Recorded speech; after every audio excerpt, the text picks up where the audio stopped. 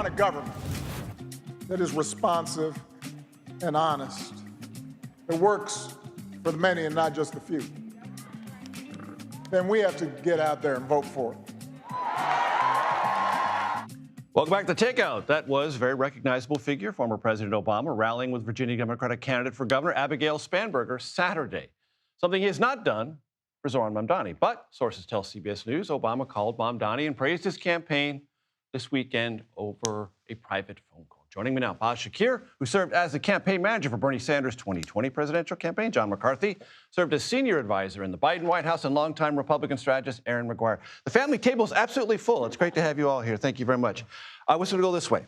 So tell me what you think about the New York City mayor's race. And by Wednesday morning, Faiz, is that the race we are all going to be talking about, or are we going to be talking about Virginia and New Jersey? Well, right now, what you see in New York, the turnouts are incredibly high. So it's affirming of the Zohran case that he was mobilizing a bunch of people who unfortunately had sat out the 2024 election. So on that score, I'm happy about the turnout. We'll see if Virginia and New Jersey are commensurately as excited. I hope that they are. The early returns of the Trump 2 administration is that it has metastasized as much or even more activism on the Democratic side in his first 200, 300 days than his first term did. So I think there is the energy right now, and we'll see what happens. John, what's your assessment? I mean, I think that Democrats should be really excited right now.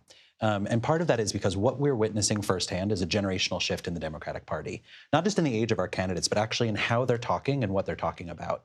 And I wouldn't say that you should focus in or read too much into any one of these races, but actually step back for a second and take them in kind of as a whole, right? I mean, you could go to Brooklyn, you could go to a diner in Jersey, or you could go to like rural Virginia. And in all of these places, people will tell you that like cost of living and like affordability are the things that are on their minds. It's not the stuff that like people are talking about here in Washington.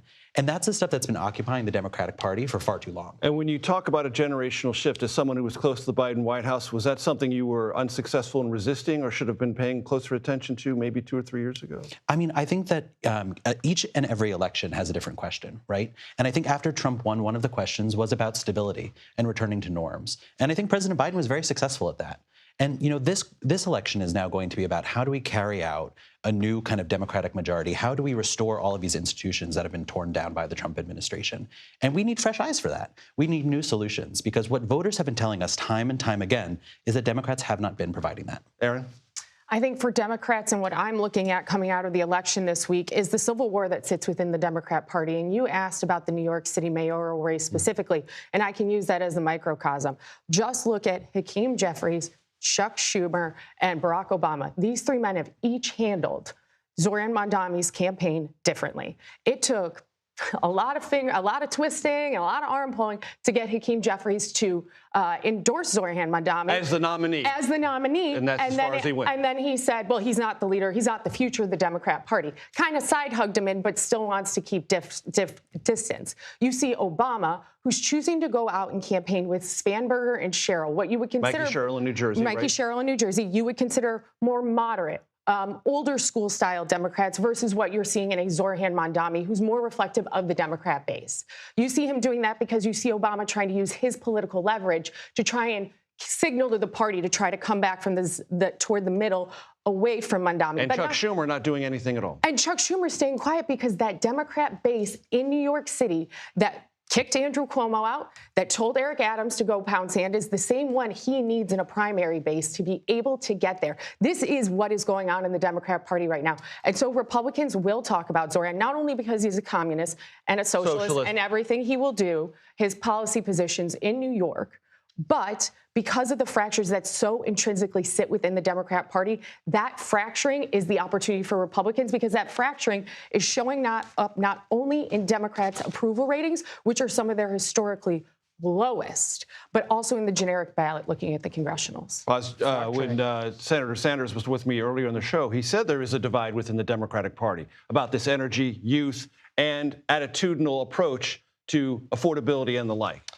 Well, when I hear talks about fracturing, I'm surprised and stunned and amazed that also Donald Trump and Elon Musk have decided they'd like to endorse Andrew Cuomo. And Elon that's Musk the did first so question just I this asked. Yeah, I'm like, afternoon. why? Wow. What is it that is so inspiring about Andrew Cuomo that, no, Curtis Lewa, unacceptable Republican, it has to be That's Andrew Cuomo. disingenuous, and you know it. You know they're not supporting him because they think that Curtis Lewa isn't. I am. Thank you so much for the opportunity to do so. I'd love to hear They're not pushing back on Curtis Lewa because they don't think he's a good Republican or a good person. But they love Andrew They're doing Cuomo no, they don't. Then listen to Donald Trump's old world. Did you see words. Elon Musk's tweet? I would love to be able to finish the comment I'm making about Donald Trump. Donald Trump said, I don't like Cuomo. I don't get along with him.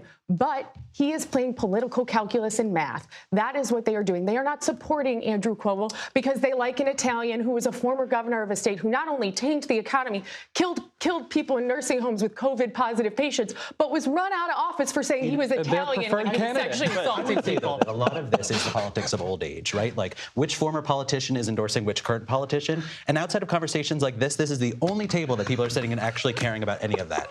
I would love to meet the voter who's like, I'm thinking about voting for Mamdani, but like, what does Obama think? And the difference is it's not actually a civil war inside the Democratic Party. And here's why. It's because I think that, both wings of the Democratic Party can actually come together and have this conversation. And we're talking about it as a party. And that is very different than what Republicans have done. Republicans have basically said, I'm just going to put my hand up and look for direction from Donald Trump about where we are going. Democrats are having a robust and exciting conversation about this. And that's what voters are looking to. That's what voters are looking for. Leadership in the party, which is Donald Trump, the leader of the Republican Party, versus Democrats who have to have a conversation to see who's leading the band today because you guys don't have a leader. There is a vacuum of leadership and it is being directly reflected in how they're treating the Mamdani. There's not a vacuum of leadership, though. If you look at the people who are thinking about running in 2028, our Democratic governors, our leaders in the Senate, all of these leaders are remarkable. Any of them could make an incredible president. And this tapestry of leadership actually shows the breadth of the Democratic Party and all of the ways that we can actually find a path to victory. One of the things this show is proud of is we can have someone at the table say, the conversation at this table is utterly irrelevant to American political life. We're brave enough to have that conversation. We are very much brave enough. Faiz Shakir, John McCarthy, Erin Maguire. Spirited conversation, I think, all of you.